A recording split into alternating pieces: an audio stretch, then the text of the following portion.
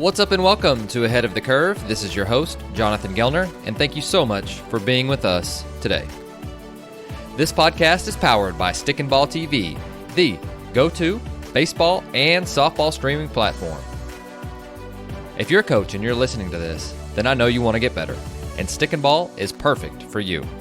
With weekly videos from some of the best coaches in the country for softball and baseball, Stick and Ball is a no-brainer. Check it out at stickandball.tv or on the Stick and Ball TV mobile app. Today's show, we have on Caleb Longley, CEO and creator of Marv Bands and former Arizona State Director of Hitting Development and current free agent. Caleb is a former East Tennessee standout and high-performance training coach who recently finished his second season with the Sun Devil baseball staff as the Director of Hitting Development and Analytics. In his role, Longley worked closely with the Sun Devil staff in film and analytical review to help the staff create detailed planning and training regimens to help with the development of student athletes. In 2021, ASU had the youngest offense in the country, and despite that, ASU was a top 50 team in the nation this season in batting average, total hits, doubles, and slugging percentage. The club also hit 61 total home runs, despite ASU having just 16 home runs in the first 23 games of the year. In 2020, they had 4 draft picks in the shortened 2020 season, including the first overall pick, Spencer Torkelson. Longley is also the creator and CEO of Marv Training, a unique multi-dimensional training tool focused on hitting and arm care routines that is used across numerous sports across the world, including MLB, NBA, NFL, and numerous NCAA Division I sports. On the show, we go all in on how he and the staff trained hitters at Arizona State, which in short was one of the best in the country over the last few years. Here's my conversation with Caleb Longley. Caleb, welcome to the show. Jonathan, I appreciate you having me, man. Of course. I've loved being able to develop a relationship with you the last couple of years, and I know that at Arizona State, you guys put up some just historic, just stupid numbers, and I'm really excited because today you've got some videos, you've got schedules, you've got everything outlining really what you guys did and the process that you went through to develop hitters at Arizona State. And so I just let's go and dig in right now because I'm really excited and I want to learn from you and what you and Mike had done. But you said you wanted to start with the schedule just to kind of give an outline of what time or how much time you guys had to work with. And so if I will share the screen with you here and let you roll with it. So everybody throughout college baseball thinks that's not in college baseball thinks we've got so much time to work with these guys. And in reality, it's not as much development time as you would think. It's not like pro ball where you can throw a couple hundred at bats at these guys and just hope they figure it out. We've got a small timetable and we've got to go in ready to win and compete for a championship in the spring. So in the fall, you get a small window of individual practice before you start the official fall practice. And as hitting coaches, we don't normally dictate the schedule. That normally goes to the pitching coach because he's got to do what's best for the program arm-wise. Make sure guys are ready to go for the spring, make sure they're on-ramped right, and make sure they're recovering from the previous season or summer ball. So you have that small window of individual practice, and offensively, that looks like somewhere around 2 hours a week. And then from there, you go into your 6 weeks of fall practice. And then you get another small window of that individual time before winter break. And different programs structure it different ways, but we try to get a little bit of individual time before and after that official practice period. And then roughly 10 days when the guys get back on campus of individual time to kind of get back in the swing of things. And then 3 weeks of official practice before the first game. And then you're off and running. So officially for the fall, one thing that Mike was great at, and one of the big things I took away from him was you first have to build a relationship with the guys. You got to earn their trust. Open a line of communication with them. And I've learned that it doesn't matter if you have all the knowledge and you know you can make these guys an All-American with your coaching style or whatever, if you don't build that relationship and earn their trust first, it doesn't really matter what you know. And on the flip side, it doesn't matter if you do have the knowledge, but if you earn that trust, build the relationship, you're going to be in a lot better spot, just building that player's confidence. And another thing we want to do in the fall is kind of expose guys to our practice routine and even impress them a little bit with how we train and how we are trying to get them ready for the spring season. So a lot of these guys coming from high school haven't experienced the pitching that we're going to see in the Pac-12 or other big conferences. So we want to expose these guys and impress them a little bit with how we do train to kind of stimulate them and help develop them coming into the program. So let me ask you this too. What was like the few things that the high school players coming in that what was the biggest adjustment that they had to make? Again, that I mean that in as far as like, what can we as high school coaches do within our circle of control to help them to become more prepared for that setting? Because I'm thinking maybe you might have guys that have never seen like high velo machines or have been able to develop their own routines. And, and these are things that we try and think about consistently, because you think about guys that are really good. They usually they're like, hey, I do 6 of this at T-work, and then I go into front flips, and then I go to this. And then guys that are marginal, you guys wouldn't be getting those guys anyways. But I'm just curious what was really that learning curve for them, besides like falling in line and learning the routines and the way that you guys practice. But was there anything that comes to mind? So it's really, the guys haven't failed that much, whether it's in game or especially in practice. They haven't gotten used to taking a BP set where you're not hitting 80% of the balls, squared up, hitting them straight. And it's really getting them used to, it's okay to fail in practice a little bit, because we're getting better for the game. And then once we get into those fall games, you can tell that early on guys are trying to do a little too much, and they're experiencing a little bit of failure that they haven't experienced in the past. So just, I would say, experiencing the failure, mental standpoint in the game, but also in practice as well. So going from there, what was kind of your next step? So you get there, you develop relationships with them, you're learning what makes them tick, you're trying to earn their trust and get, because that's a big deal. They've been very, very successful throughout their entire career, which is why you guys got your hands on them. But what was kind of the next step after really going into that? So we wanted the guys to develop a little bit of independence, develop some ownership of their routine, how they go about things, because we don't have, as you saw with the timeline, we're on an hours limit. We don't have as much time with them as people think. So we can set them up, we can give these guys the right prescriptions or whatever, but they have to take independence of their own career. Mike has a saying, those who hit often hit often. And we've seen in our program, the guys that are normally hitting the most normally hit the most in the game. And just having the guys understand that in order to be really good at this level, it's going to take some work outside of practice. And so we want to build that environment early in the fall.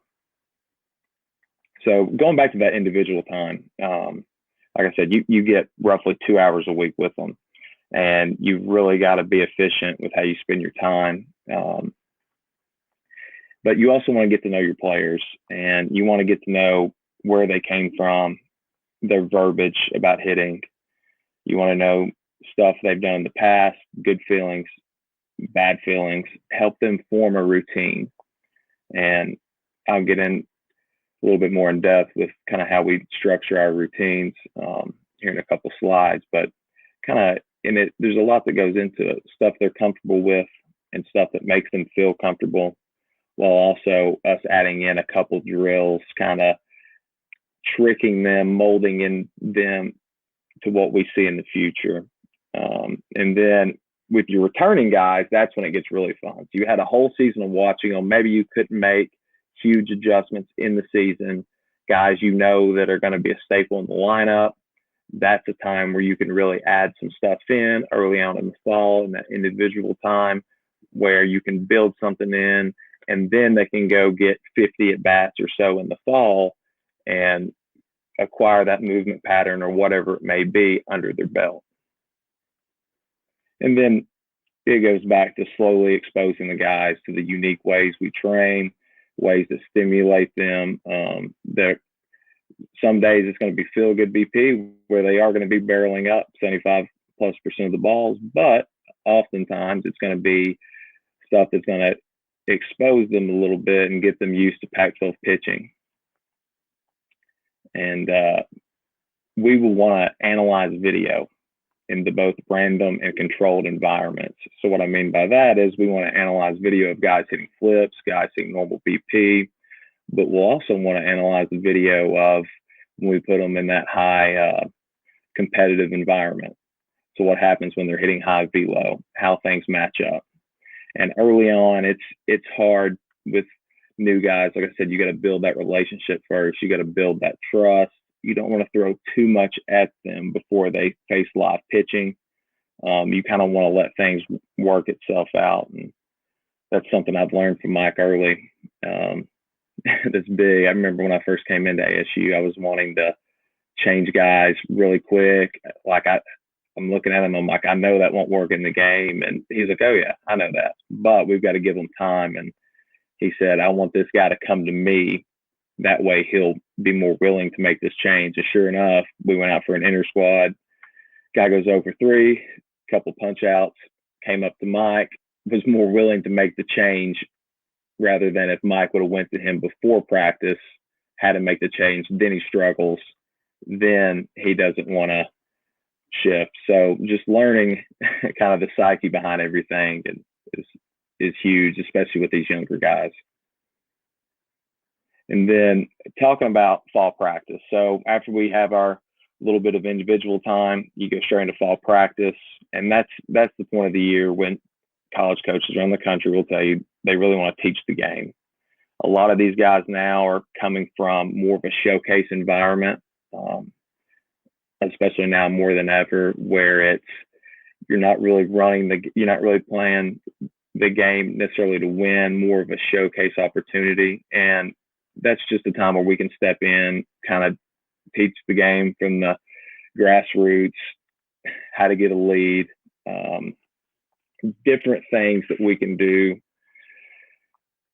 understand kind of what pitchers are trying to do to us at this level. It's not just a guy trying to strike you out and you trying to hit a home run for scouts and college recruiters. It's guys are playing to win the game now. And just the more guys understand that, the farther along they'll be in the spring. One thing we want to hammer early is pitch recognition. So that's when we'll have guys, of course, the live ABs, we'll have guys staying in for bullpens, just kind of speeding them up to get ready for that Pac-12 pitching, whatever we can do. Of course, we want to prepare guys for live ABs. We've got to get guys timing down. We've got to get their vision right. And then once those live at bats happen, that's when we want to take a step back, get the guys up in the video room and kind of review the live at bats. And I'm not just talking all mechanics, a lot of it's approach. What was the pitcher trying to do right here in this situation? What were you trying to do in this situation? And then after we've developed that trust, now we go into what you're doing is really good. It was great in high school, but we think it can be better. And, this weekend this year in the Pac, seems like we saw a starter every weekend that was over 95 with multiple pitches.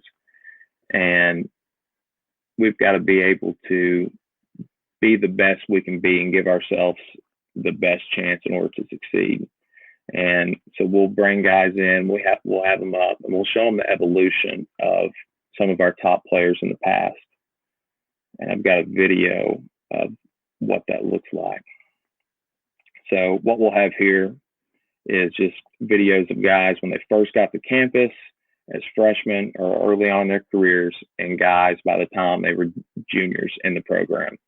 And we'll have the pitch speed at the bottom, and then we'll have the zones. So you just want to, when you're talking zones, these are based on a catcher's perspective, 1 through 9, with 1 being up and inside to a right-handed hitter, and 9 being low and away to a right-handed hitter. So first we have Torkelson. As good as he was, he made some great strides in his career. Hunter Bishop,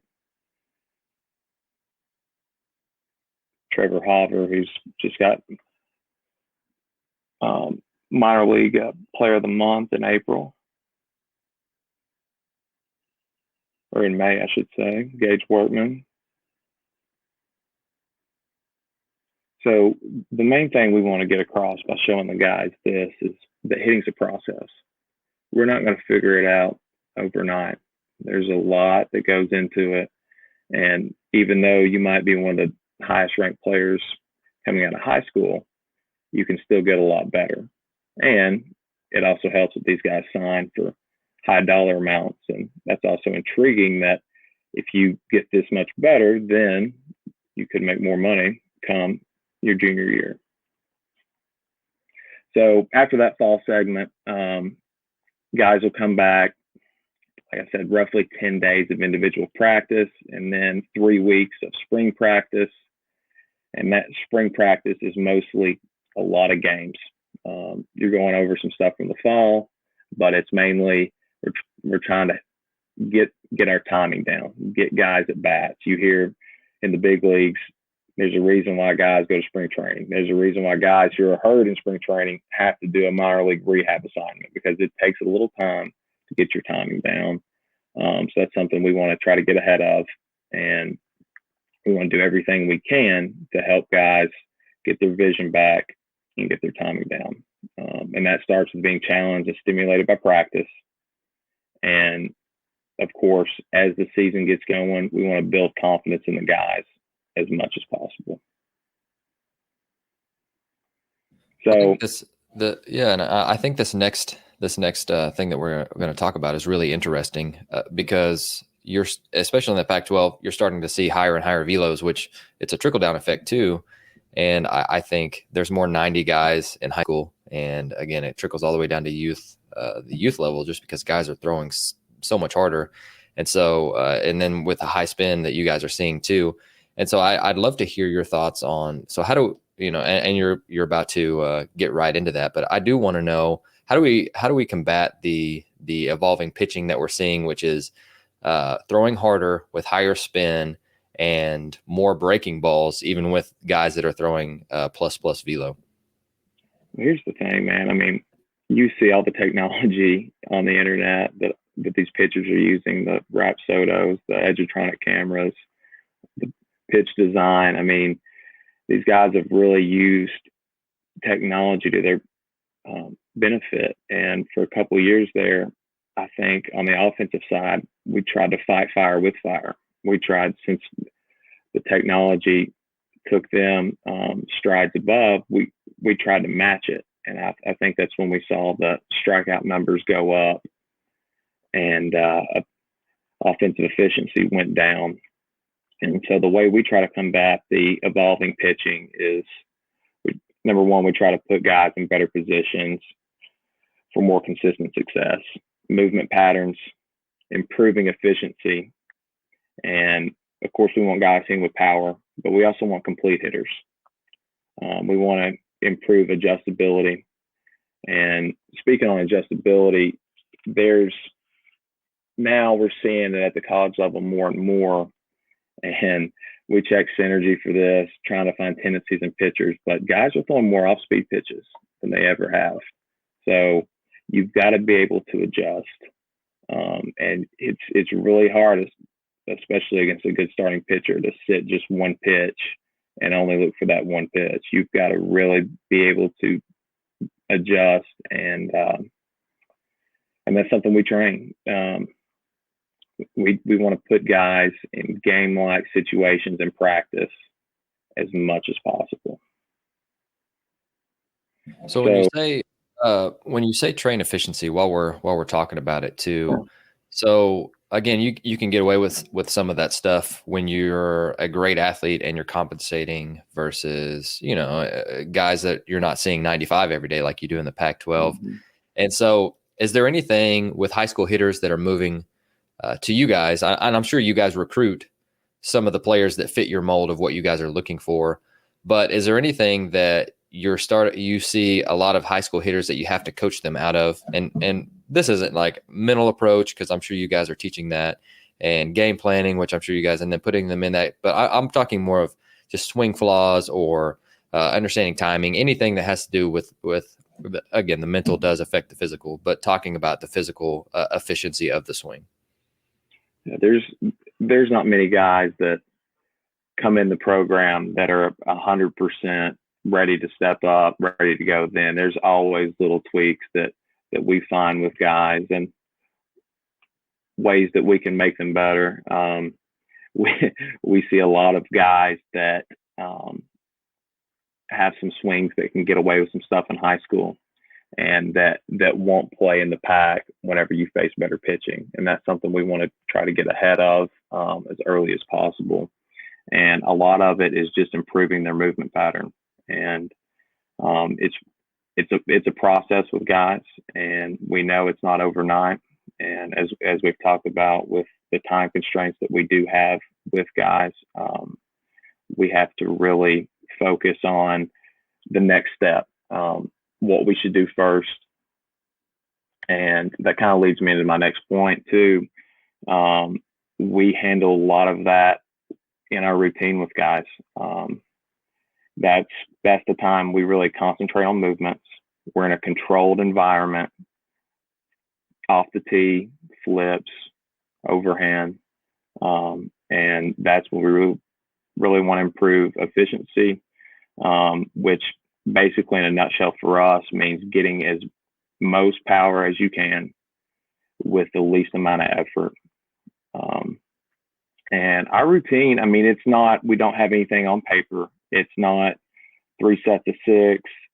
Everything's extremely individual. For example, we will do some movement prep with the Marv bands, of course. We've got some guys that will do one movement for a set of 10. We got other guys that will do all 4 movements. We got some guys that don't do any movements at all. So it's something that it's always evolving with guys. We'll add in new drills whenever we see the need fit. But it's something that we give the player a little bit of ownership for it. And they know if there's a certain pitch in the game, if we look at their cold and hot zones, if there's a certain pitch they're struggling with, we'll add in a drill that could help fix that. And a lot of times it's us adding stuff in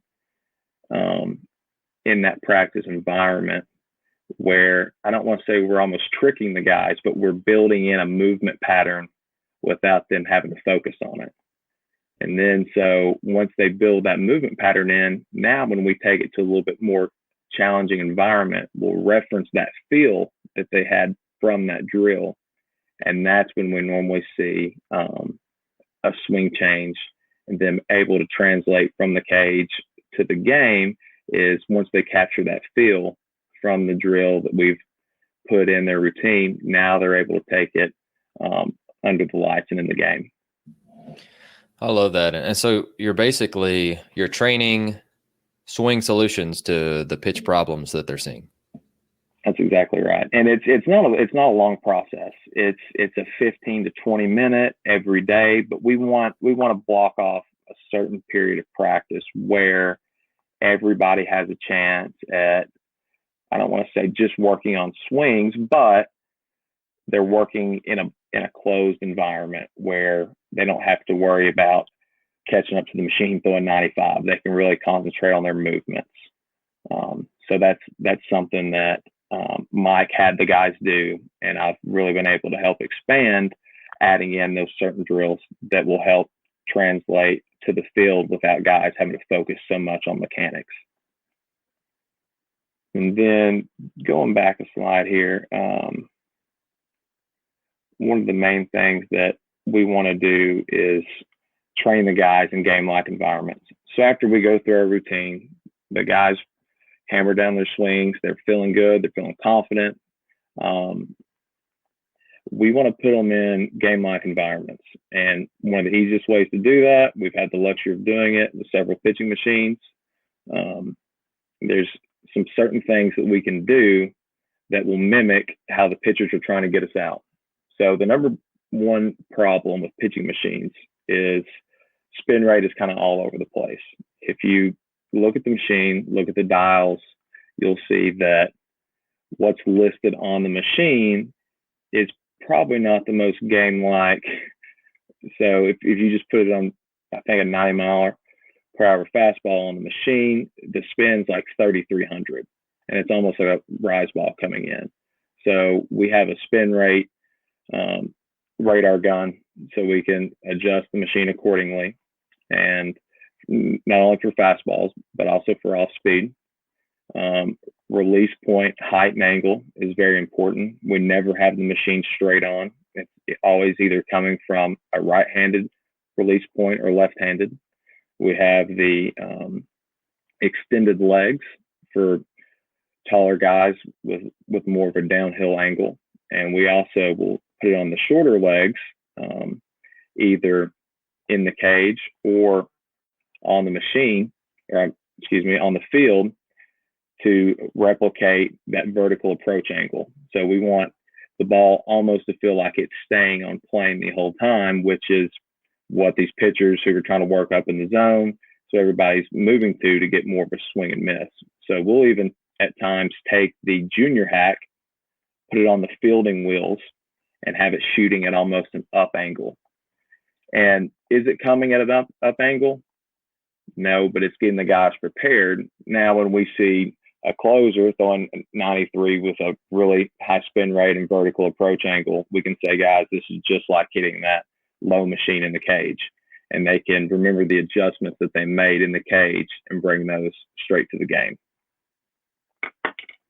And then even taking it a step farther, the horizontal angle that the ball's coming in, we train that. We'll take two machines, right-hander, left-hander, and we can work movement that way.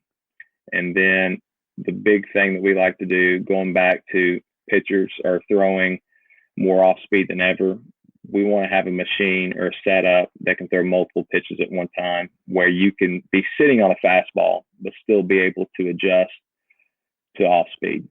And of course, we want to mimic pitch shape and proper movement with the machines, just to make sure we're ready for sinker guys. So before you get into the videos on the next slide, a couple questions, a couple additions on for the guys that don't have a spin rate machine. I think the easiest way to do it is to get, because that on the hacks with the three wheels, I think it's like 668 for 88 or whatever, but that's like the or 6610 with the two wheels on the sides that are lower. Getting those closer together, like grouping them in like 667 is an easier way to be able to just accurate, like a better, more like, I don't know off the top of my head what that is. I'm sure it's over 2000, but it's a similar spin rate to what you're going to see in a game if you don't have a spin rate. So for those people that are listening who don't have any sort of tech, just getting the top two wheels and the bottom wheel closer together without them knuckling is about as close as you can get to especially for a high school fastball.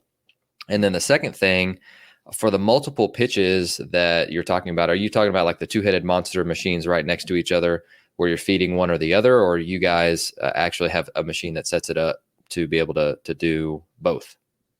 So we didn't have an e-hack. That's something that we definitely wanted. So we would do, instead of two different machines side by side, we would do one on top of the other. So we would do one on the normal legs and one on the extended legs. So guys are kind of getting that same release point, the ball coming out of the same tunnel. Gotcha. I'm sure you're about to show us a video of that, so I'm looking forward to it. So now we're getting into the good stuff here. Let's see. Cool. So this first video here, we're working horizontal movement. And a lot of people think this is an offset machine, and that is what we call it at times. But the release point really isn't too far outside of a very extended left-handed pitcher, or a very extended right-handed pitcher. Okay. And this particular day, the machines were on the low legs. So I assumed that we were facing a guy with a pretty solid vertical approach angle. So we wanted the ball coming in a little bit flatter instead of more on a downhill plane. Okay. And a lot of people don't think about this, but this drill is really huge for keeping posture and how you set up. So you'll see in this drill, when he's doing the left-handed machine, he'll start a little bit more open to kind of mimic when he's facing a left-handed pitcher. And what that's doing is getting him on the proper pitch line. You've got a lefty hitter too here, just for the guys that are listening. So they're opening up just to be able to see it with like both eyes a little bit better because it's offset to the left side of the rope. So like Chris Sale, like you got a lefty hitter facing Chris Sale right now. Exactly. So we'll want the guys to open up a little bit, because if you think about it, of course, the goal is to stay through every pitch.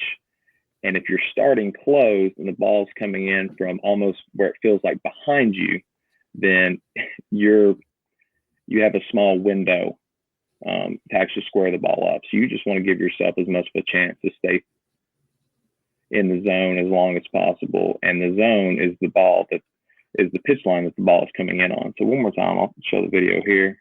Sure.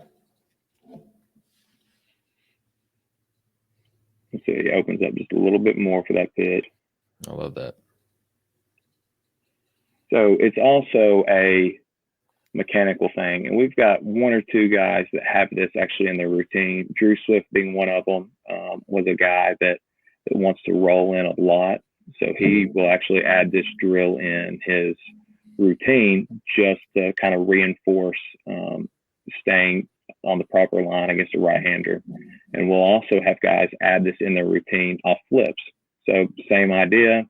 They're going to set their orientation and posture like it was coming from an actual mound, and then the ball will be coming in at an angle, and it's the same type deal, but with a little bit more controlled environment. All right, so this is the one that everyone talks about, and I think we went viral on Twitter for this one. So this is from a right-handed perspective, kind of what the machine looks like. So this particular day, we had a fastball. Go back here. We had a fastball on this particular day on the low machine. So again, we were probably facing a guy that had a pretty solid spin rate, vertical approach angle. And on the top one, we had a 12-6 curve. I think this was Bybee from Fullerton that we were getting ready for that particular day. And then this is what it looks like in a live setting. And then we also do it with the junior hacks. And this is a way to really work on that pitch up in the zone that all these pitchers are trying to throw, high spin, good vertical approach. It's almost like the pitch, as you see here, is coming from a low angle. I love that. So with the timing off of the machines too, is there a way that you communicate that for guys who, quote unquote, don't hit off of machines well or haven't been exposed to it a ton? So that's something we try to ease them into in the fall. We try to set that precedent. And then on my next slide here, this is kind of how we describe kind of what we want to do in that drill. So over here on the left, you see right-handed hitter's perspective. And for those who are listening, basically what it is, it's a diagram of the field, and it shows windows of timing. So for the fastball, we've got the window of timing on the pitch line from a right-handed pitcher all the way out to the left center gap, all the way to the right center field gap. So basically, this is something we've all talked about. You're the old school coaches saying, stay on it, stay on the fastball to right center. You can hit everything. This is just that on paper. Basically, you're wanting to drive the fastball to the middle of the field. And then if you're on the fastball, you're able to ride a little bit and adjust.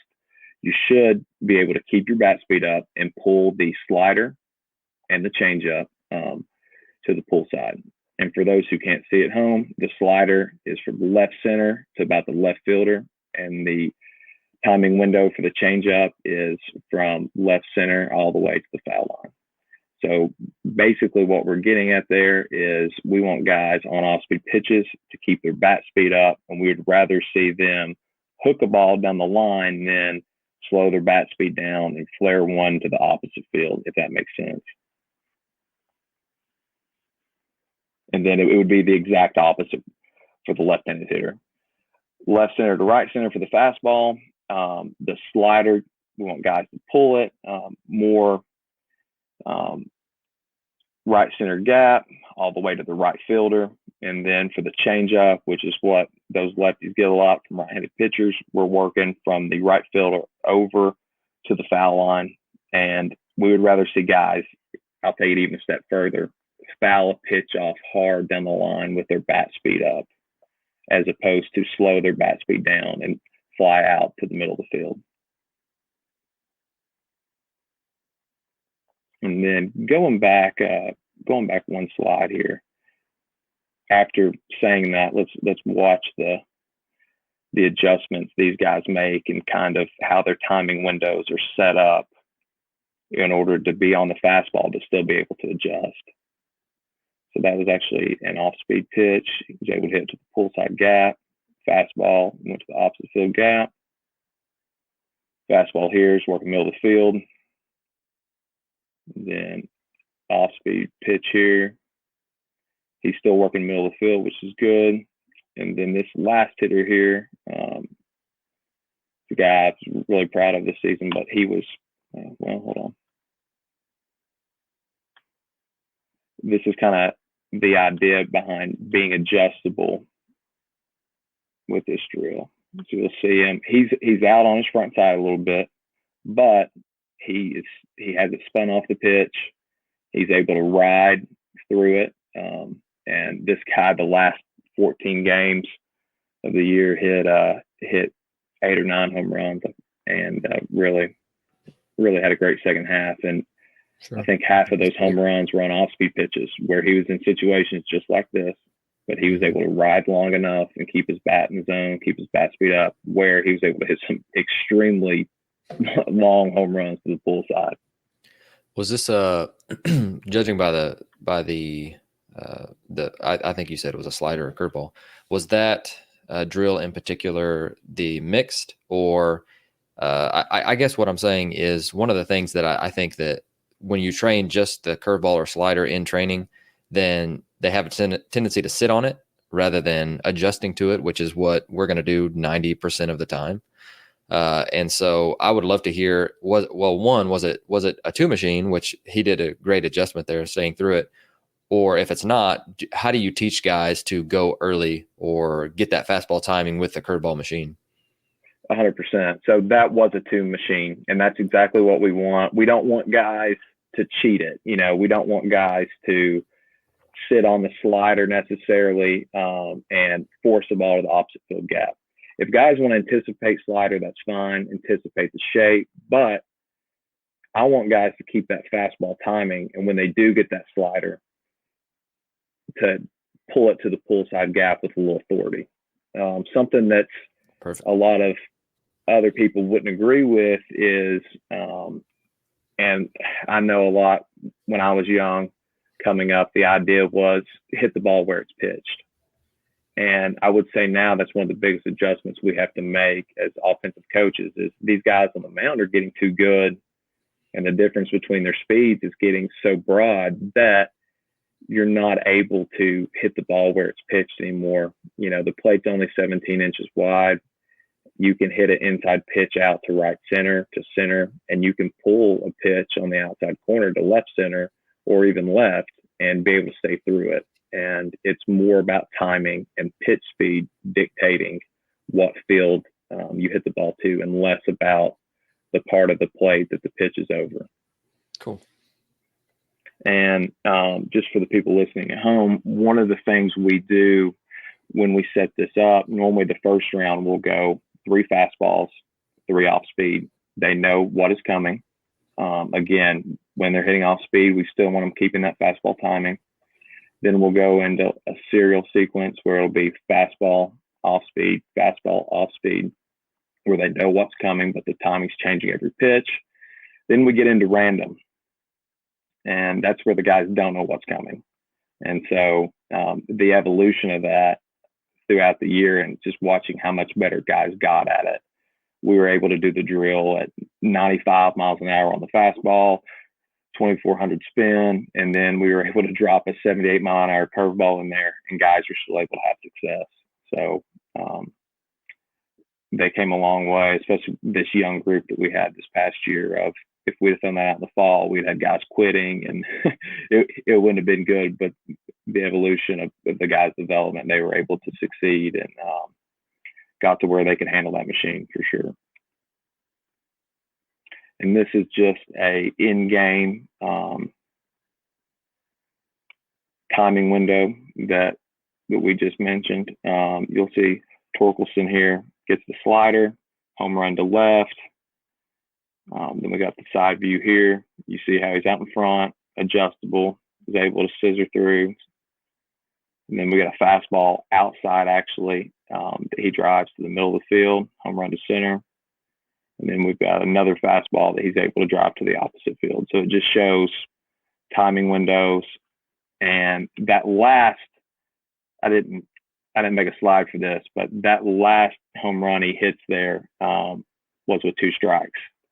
And it shows how he was able to move his timing windows over when he was anticipating off speed. And of course, Torque in the short season last year didn't get pitched too much, and he definitely didn't get many fastballs. So he was still on fastball timing, but he was on fastball timing to hit to the opposite field, where instead of just having the left center gap over to the line to work with for off speed, he had right center to work with for off speed, center to work with for off speed, and left field. So he just adjusted those timing windows we were talking about over, but was still able to drive the ball out of the park and adjust.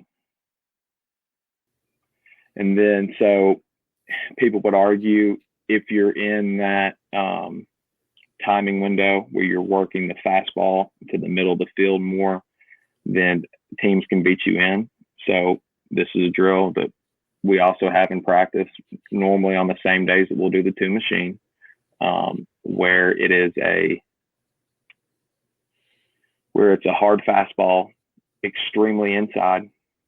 Mm-hmm. And the goal is we want guys to stay through it and hit a home run to left center or drive doubles to left center and not hook it. And a little touch we've added on here, we're actually using the Atex soft balls, not regular baseballs, not dimple balls, the foam balls, where guys aren't scared to get jammed. And so I'll see a lot of. That's a great idea. See it, and that's just an idea I came up with. I've seen so many guys do this drill and they're scared to get jammed, so they rush the barrel to the ball, end up in a ground ball to the pull side. So we implemented the foam ball, and you can see Ethan Long here, freshman All-American. At this first pitch, he hooks down the line. Probably still a hit, but he makes the adjustment on the second pitch, is able to stay through more and hit what would be a home run to just almost dead center, just left of the 400 sign. One more time, and then you see how far he's actually over the line a little bit, over exaggerating the pitch, how he's able to work through. I love that. I'm gonna steal that one.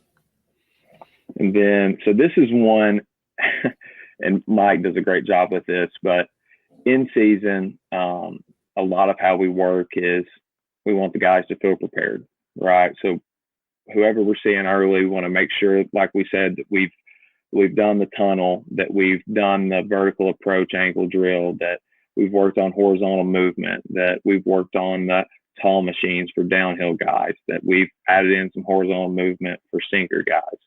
And then towards the end of the year, once you've kind of seen everything and guys know the adjustments they have to make for those specific drills, and you want to have a feel-good day, instead of just doing a regular BP set, we would do a extended leg machine, spin rate right around 2,082 to 83 miles an hour, nothing crazy. a solid BP, and it actually works great in the fact that guys don't have to supply a lot of effort in order to hit home runs. So they can still take a low effort swing and they're able to drive the ball out of the park. And it stimulates them just enough where, like you saw in that swing right there, where if you're not 100% locked in, you're not going to square it. But it's just easy enough where they're able to build some confidence, drive the ball out of the yard pretty consistently. And it's a good alternative, in my opinion, to just a regular overhand BP. And you also see in the video, we've got it set up, in this case, for a left-handed arm for that angle. And so we use this one towards the end of the year, the last probably 6 weeks to month of the year, and probably wish we would have done it earlier in the fall, just as a normal BP set. Just it's where it's stimulating the guys enough where the angle's correct that they're seeing, the spin's pretty close, and the speed's not too far off, but it's easy enough where the guys can really drive the ball and have success with little effort and not have to muscle balls out like they would against a 50-mile-an-hour BP arm. Mm-hmm. Gotcha. And then, of course, one thing we like to do, which we got so much better at in the second half of the year this year with this young offense, is pitch recognition. It's OPS that wins games. I think in 19, Mike they were over 900 OPS. 20, we would have been well over 900. I think we ended 860, something like that. But we want to be able to get our swing off at any point in the count, but we also want to be very selective with kind of what we're doing. And we want to be able to walk a lot. And guys get on base, especially in college, it does something a little bit different to put pressure on defenses. So, of course, we do live at bats during the week with maybe some guys that didn't get to throw a lot on the weekend. We do a lot of stand-in bullpens, and a little bit, something we've done a little bit different was we'll hook a Marv band up to the fence right behind the hitter, and he will actually go through a Marv move with the handle in sequence, so he can kind of feel the backside move, trigger the swing against the live pitcher. And that's something that we've had a lot of success with. And we'll also kind of have that same idea with using a sawed off or a broken bat, just the handle, where they can take a realistic swing. But of course, they're not going to hit the ball because they just have the handle. So just a couple different ways to simulate it, and that's all a progression. But and then we'll also mix it up with a curveball machine where you can simulate runner on third, less than two, a ton of different stuff. And what you'll actually do is set the curveball height where it's going to actually land in front of the plate. And then you'll either have a coach or a manager control the height with their hand. So you can now make the pitch an elevated curveball that they can drive, or you can lower it back down a little bit where it's going to be on either the front of the plate, the back of the plate, one of those pitches that starts middle to lower that looks like a strike that ends up a ball. And how much better our guys got at that drill over the course of the year was incredible. And we also saw that translate to the game. Early on, guys chasing a lot of pitches. And then as the season went along, guys got more experience, got a lot more of these reps under their belt, became a lot more selective and a lot better with runner on third, less than two. And then kind of a little bit what we do, pregame scouting. Of course, everybody uses Synergy now in college baseball. We go over the velos of all the pitches, pitch shape, tendencies. Of course, what he does to right-handed hitters, what he likes to do to left-handed hitters. We've got a full spreadsheet of what he throws and what counts, looking for any tendencies. And you'd be surprised that in college baseball you can find a few where, for example, every 1-0 count against a left-hander, it might be a changeup. It's 87% changeups. So in that situation, we would stay fastball timing, but anticipate the change up, shape, and drop. And then, of course, we're going to show video of the guy. We want to get as many behind the hitter angles as possible, just to build confidence, and then show them the pitch shape as much as possible. And we will try to relate everything we do back to how we practice, so guys feel prepared. We'll say, of course, this guy's angle, he's very downhill. It's like we're doing an offset extended leg machine. And now guys know, okay, I've had success. I made this adjustment that one day. This is what I've got to do in order to hit this pitcher. And that kind of goes with kind of in-game stuff, you know, when guys will bring in a closer with a solid vertical approach angle, high spin rate. We'll say this is like hitting the low machine. Guys know the adjustments they need to make, and then they feel prepared and more confident. And then basically how all this works in a home game day routine, the hitters will come early, go through their routine, get their confidence up, get their swing feeling good, find their hands, go through all their movements. And then after that, some guys stick around and they'll do a 2-machine tunnel, or hit a slider machine, whatever. Then we go through our BP set. And at home, that's the first group's BP base running, 2 defense group, and a cage. Then we'll go through, we'll do our video and our scouting for that day starter and maybe their best reliever. And then normally 30 minutes before game time, we'll go through flips. Normally we'll have the tunnel machine still set up, the other slider machines, and then a lot of guys before the game, and I know I was a guy that did this, I love to set up the iron mic.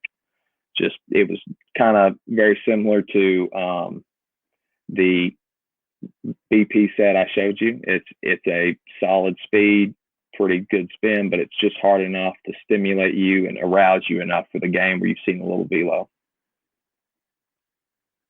And then away game day routine. Of course, you go through your video and scouting before we leave the hotel, go through your BP set. And what's different about our away game BP is we will have our starters go through their routine before they hit on the field. So we will get a cage group, and that's when guys go through as much of their routine as possible, maybe a little bit condensed, but they normally get 10 or so minutes to go through their routine before they hit BP. And that's all on the slides. Man, that was awesome. Seriously. I did have a couple of questions for you before you go. And again, man, I love the Pandora's box that you opened up for us of what you guys have done the last couple of games. I was going to ask before game routines, but you just knocked that out.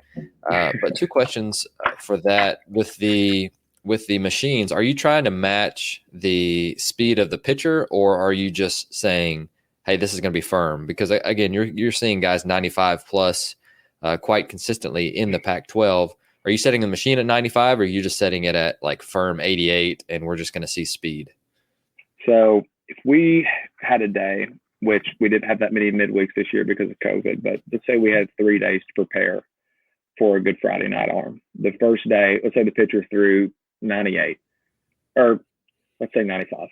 And so the first day we would hit around probably 91 to 92 on the fastball.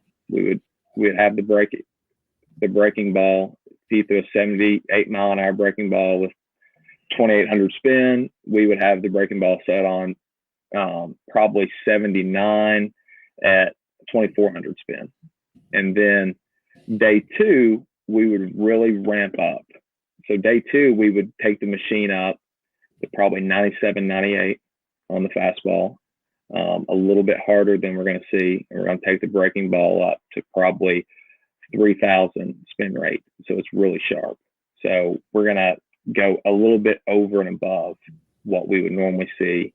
And then the day before the game, if we weren't on the road, we would go back to exactly what we're going to see, and just seeing how much better the guys get over the 3 days. They leave the last day feeling confident, knowing that's exactly what they're going to see the next day. And I keep going back to it, but so much of this game is confidence and guys believing they're good. And I'm of the group that I think that comes from a lot of preparation. And I like to say that we had our guys as prepared as possible to know they were ready for every situation. No, that's great. And then before we get into the Marv band and how you're using that stuff, which is something that you created, I'd love to hear two strike approach. Again, it's strikeouts are going way up, and there's so many different ways to approach that. But you guys were obviously successful. I'd love to hear your thoughts on teaching it. What guys you had use it? Was it a program wide thing that you guys used on anything that you used, or just your thought process on two strike approach? So I like it to be individual. It's not a cookie cutter approach, but I would say my favorite two strike approach for guys. I don't like a physical adjustment. I think if you need to make a physical adjustment with two strikes, you should make that physical adjustment in an 0-0 count. I think if there's something you have to do to be more consistent to barrel up balls, then you should have done that from the start. So we try to make sure our guys are in good positions to hit, moving correctly, that they're what they would normally do in a two-strike approach, they're already there from the start. And talking to different pitching coaches, Jason Kelly, one of the best, if not the best, throughout the game of baseball, will tell you that nothing scares him more when a guy can leave the yard with two strikes. So I never want our guys to try to force the ball on the ground, just try to force cheap contact. I always want them to get their swing off, to be able to leave the yard. And what that's going to do is going to allow us to see more pitches. It's going to allow us to get on base more. We're going to walk more because they know we can be dangerous with two strikes. So from my standpoint, I want my teams to be able to leave the yard with two, but also be efficient enough in their swing, in their movement pattern, in their approach to keep the strikeouts low, barrel accuracy high. And if they need to make a mental adjustment with their timing windows, then that's fine. But you shouldn't be able to tell from a physical standpoint that they've made an adjustment. Awesome. Well, before you go, I want to hear just your thoughts on movement prep stuff. I'm sure that you work that into the routines. You talked about routines quite a bit today, but how are you using Marv and the Marv bands for movement prep? I know you guys putting out Nolan Arenado doing some movement prep stuff with the Marv bands is always a good thing. But I'd love to hear just your thoughts on how you're using it to be able to, and most of the time I think it's working underneath and keeping your direction towards center, which is what we use those for with movement prep too, and top hand stuff, working it underneath. But anything and everything that you want to talk about with Marv, let's knock that out, and I'd love to hear about it. Yeah, 100%. So with the Marv band, it's always good when you're trying to make a change in a movement pattern to change the implement. Because when you pick up a bat and you're trying to change something, your brain goes back to what you've always done before. So when you change the implement and your brain doesn't really recognize what you're doing, then you're able to actually make some different moves and you're able to feel that movement. And then you're able to better translate it to to your normal swing and translate it to the game. So with the Marv band, of course, the number one move is the backside move, the trigger. You see way too many guys frontside dominant in college baseball, especially with two strikes. And I would say a good majority of our guys hammer that backside move out just as and it's nothing crazy. It's not 15 reps. It's just making it making the mental note of, okay, this is what starts my swing, and just hammering a few reps in every day goes a long way. And then actually whenever they make a bad swing, they can kind of feel themselves getting to their front side too early in the swing, and then they go back to, okay, what's that Marv move? Understanding that feel, translating that feel into their routine, and then into practice and in the game, of course. And then from outside of that backside move, we will have a lot of our guys work on it with direction, kind of how that form is in line with the pitch. So, for example, if I can turn sideways here, when guys land, a lot of guys will land with their hand outside their form, which will create this pattern in a swing, right? Going around the ball a lot. And then if guys' hands are tucked too far behind them, then in order to start their swing, they normally have to fly open. And I don't know how many high school games I've been to where you hear the third base coach yelling, you're flying open, you're hearing the dad yell it. And I just want to just tell the hitter, like, hey, man, if you get your hands and you'll get this form in a more neutral line, you can take the same swing you're taking. They're just in such a bad setup that it's hard to recover from. So making sure guys are landing in a neutral line with their form where they can have good direction with the mark band. I don't like guys to extend the arm. You'll see a couple videos on social media of people doing it the wrong way, but I just like where it's like a tap, where this elbow is looking up, you're standing under the shoulder, trying to get no tension in the lead side. And that's one of the main ones we'll use. And then the stick move is really good, and not only good for training the backside move, but kind of feeling the lower half work. And kind of it's the last one the guys will normally do, and it kind of leads right into their tee work or their flip work, and it's kind of getting the whole body going, and then they're ready to step in and go. Well, awesome. Well, Caleb, I think that's a perfect way to wrap it up. And number one, really excited to see where you land and the impact that you're going to make wherever that is. And for those wanting to get in contact with you, I'll put your website, Twitter, and email address down below. So all they have to do is click on it, along with the Marv Band's website, which highly recommend for any of you who are wanting some really good prep work stuff and arm care, all kinds of things. But I'll mute myself and get out of here, but I'd love to hear just anything and everything that you'd like to leave our coaches before you go. Again, it was a pleasure really getting to chat it up with you today and listening really to your presentation. And I got to just sit back and watch, which was cool. But is there anything else that you'd like to tell our listeners before you go?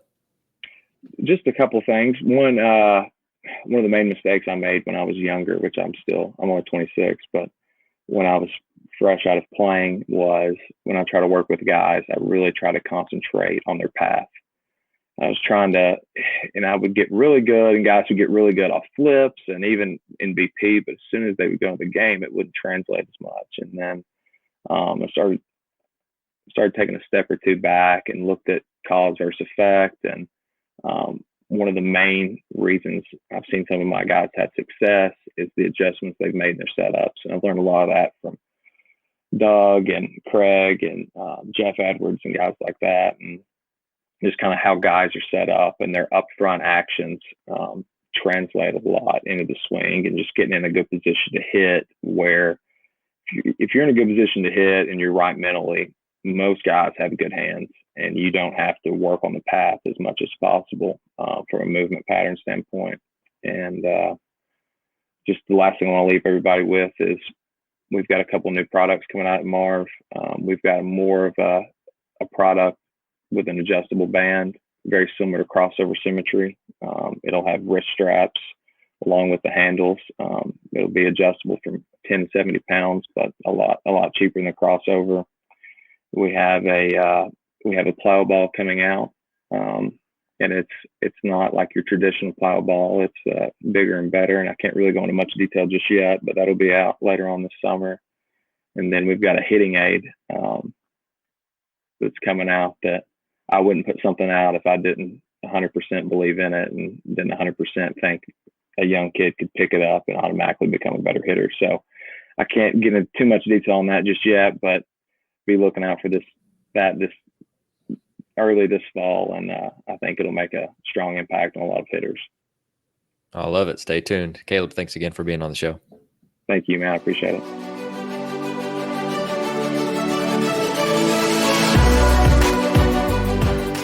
Thank you for listening to Ahead of the Curve.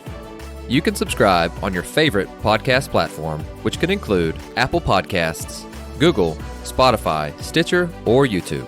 And if you're enjoying the podcast, please share it on social media to help get the word out. Once again, thank you for joining us.